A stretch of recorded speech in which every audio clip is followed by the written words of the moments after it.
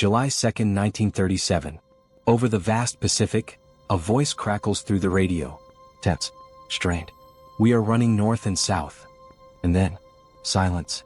That silence would become one of the most haunting mysteries in American history.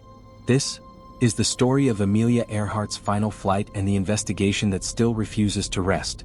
Amelia Earhart wasn't just a pilot. She was a symbol. A fearless pioneer who shattered aviation barriers and defied every rule written for women of her era. By 1937, she wanted more than records. She wanted the impossible. A flight around the world.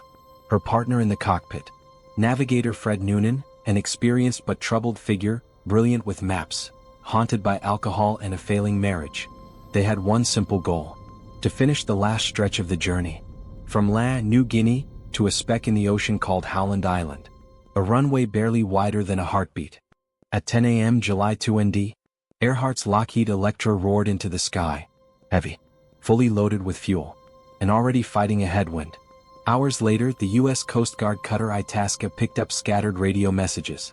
Earhart's voice grew sharper, more desperate. We must be on you, but cannot see you. Gas is running low. The Pacific swallowed their last known words. No distress call. No crash location. Just open water. Within hours, the United States launched the biggest air and sea search in history. Battleships. Aircraft. Thousands of personnel. Nothing. Not a piece of metal. Not a drop of fuel. Not a trace of Amelia or Noonan. The official explanation? They ran out of gas, crashed, and sank beneath 18,000 feet of water. But investigators, then and now, found cracks in the theory. Huge cracks. Some experts argue the simplest answer is the truth. Earhart missed Howland Island due to navigation errors, circled desperately, and ditched the Electra in the ocean. It's clean. Logical. But not perfect. Because shortly after her disappearance, scattered radio signals were picked up across the Pacific. Some faint, some strong, some impossible to ignore. If the plane sank immediately, who was making those calls? 350 miles away lies a remote coral island, Nikomaroro. For decades, researchers pointed to peculiar clues. A freckle cream jar from the 1930s, bones with measurements close to Earhart's, a makeshift campsite. And locals told stories of a man and a woman who washed ashore long ago. But the bones disappeared. The evidence remains fragile. And no aircraft debris has ever been found. Was Amelia Earhart stranded, alive, and simply never found?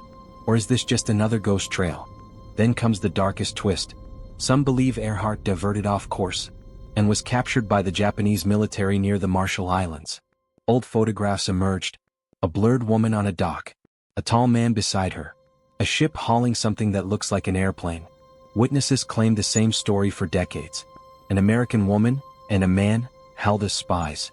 But historians tore the photo apart. Some called it real. Others said it was taken years before the disappearance. The mystery only deepened. Fred Noonan's navigation skills were legendary, but he battled drinking problems and emotional turmoil. Did exhaustion or miscommunication in the cockpit lead to a fatal navigation error? Or did tensions between the two escalate under the stress of the final hours? No logs survived. No testimony. Just questions. For 87 years, explorers have scoured the Pacific floor, testing aluminum scraps, decoding radio distress calls, unearthing skeletal remains. The clues never align. Every answer crumbles into another riddle. The ocean keeps its secrets. And Amelia Earhart's final moments remain suspended between fact and legend. Was it a navigational mistake? A controlled crash landing? A desperate survival on a deserted island? Or something far more sinister? What we do know is this. On that July morning in 1937, one of America's brightest lights vanished, leaving behind a silence so deep, it still echoes across the Pacific.